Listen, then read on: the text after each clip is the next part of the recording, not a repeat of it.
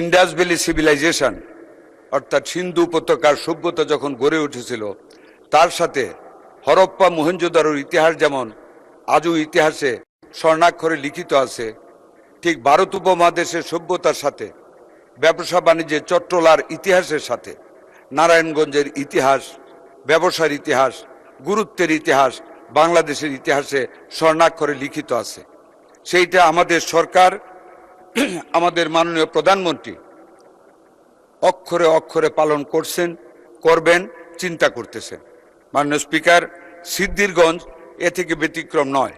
সভ্যতার বৃদ্ধিজনিত কারণে আজকে নারায়ণগঞ্জ এবং সিদ্ধিরগঞ্জ এক হয়ে গিয়েছে।